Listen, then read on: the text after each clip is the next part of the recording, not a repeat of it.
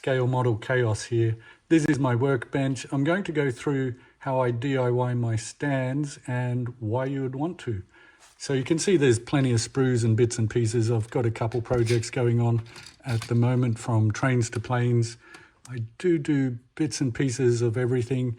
Anyway, what I want to get into is the stands and how I do these. So you can see here, I've just got a base plate. You can buy these on Amazon. I can't say I've ever bought any. I'm too tight for that. Instead, my son at some point was into, I think, Warhammer and all of those things. So I had some of these laying around, put 2 and 2 together, got 5, and come up with these stands. And weirdly, out of all my models on the shelf, this is still one of my all-time favorites. I think $12 it cost at the time, so there you go. Anyway, onto the stands. How do I do it? This, as I say, Warhammer base plate, I did have a look. You can pick them up on Amazon. I think X amount for $15 or something in Australian money, £5 UK, whatever. Yeah, it's an easy way to do it. And before I do that, what I will do is just show you why you'd want to do that. So the trouble I have, and I do use them a lot, is the Airfix stands. The Airfix stands are nice enough, and I've been using variations of these since the 1970s, and this one just fell apart on me.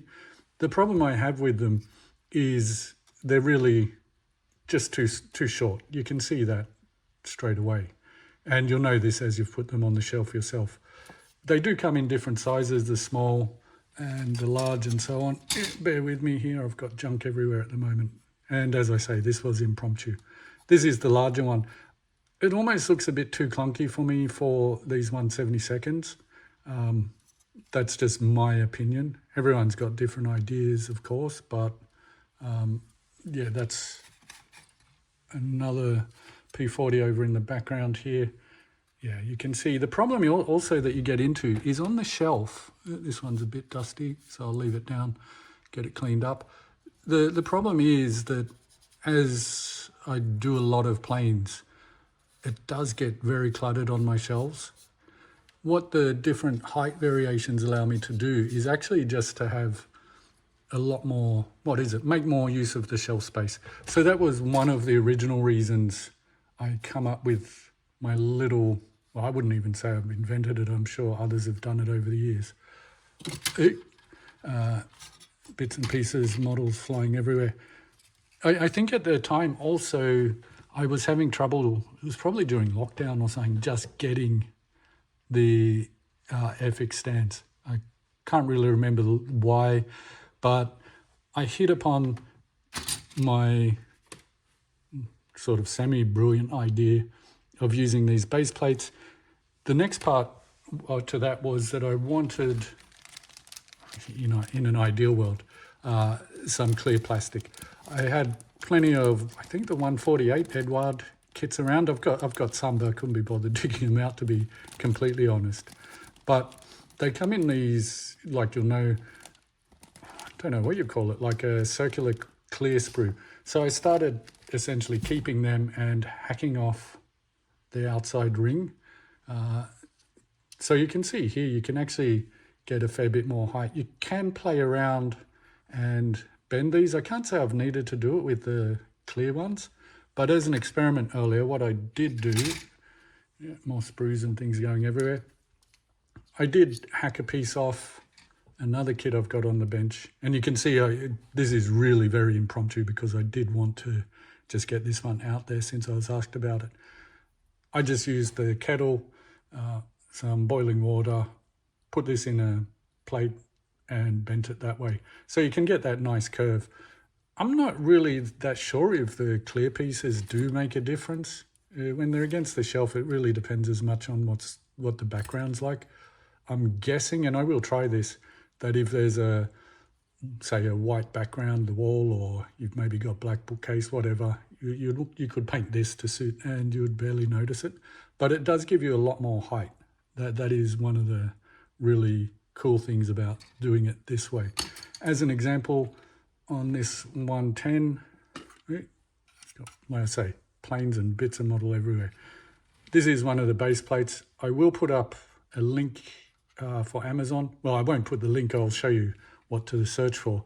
I don't have any of that affiliate stuff. I'm really not that organized. So anyway, especially on a bigger 1/72nd plane, yeah, you can just get that extra height, and that allows me to do things like have the planes at different heights on the shelf. Like I said, there is a method to the madness in this video. The next part for me, because I do have a 3D printer and I decided to do an experiment. I did just make half a dozen of these plates, easy enough. So the steps really, there's no Einstein in this. Use a base plate from wherever you get it. If you buy them, make them yourselves. I think I can now upload a file. If I can, I'll put the STL there so you can download them, but really it's 10-minute job, if that, in something like Fusion. SketchUp, I guess you could use those. Put in, glue, glue, and essentially you've got your base plate done. To attach it to the planes, I use all sorts of methods. I really don't get too hung up on it. In this case, say my P51 here, I've really just ground it to a spike. It's not even glued, and in it goes. And that's always worked nice. There's a bit of jiggling around to get it in the right position. And I'm knocking everything over. You can see it's a bit chaotic here at the moment. But yeah, that's really all there is to it. The nice little bit, and this is a finishing touch on this one, if you can see, and I'll zoom in a bit. You can see this base plate. All I've done here is some PVA glue and model railway grass. This stuff pretty cheap. I don't know, I can't remember. I've got bits and pieces everywhere collected over the years, which if you're a beginner, yeah, that's going to happen. You're going to be thinking, where do you get all this stuff? You don't need it. You'll pick it up over the years. Trust me, you'll have more than you know what to do with, and you'll be discovering things in boxes and things. Yeah, that really is all there is to it. You can even go, like if you've been into scenery and dioramas, model railways and things like that, you can get really heavy into this scenic stuff. You can start doing electrostatics and get the grass to stand up and so on. For a model plane like this, yeah, I'm not sure I really wanted to go to that detail. Interestingly, this was an experiment and I've always been really happy with it. Just having that grass there, it really, I think, just gives it a bit of a nicer finish compared to this one, which, yeah, I probably should do. Like I say, just some PVA across there, sprinkle on your grass mixes, and you're good to go. So that's the real gist of it. I was thinking also, if you don't want to buy these, you don't even have 3D printers and stuff, and I get that, you could probably even cut these out of, I don't know, a bit of plywood or stiff card and so on. I wouldn't get too hung up about it. I think, to me, the tricky bit is just finding your uprights. And like I say, you can hack a bit of sprue. Works fine. Yeah, I think that's the gist of what you need to know there. There's really not much to it. I think one other thing I probably should just mention is on your planes yourself or whatever you're propping up, yeah, you can essentially shape these and then just drill, make a nice drill hole underneath. To be honest, I'm that lazy, I'd probably just leave it at that. And then I don't necessarily need to be drilling like 3-4 mil into the bottom of a plane. There is also bigger stands that I make, again, with 3D printing, but that's more for bombers and larger planes, 148 and so on.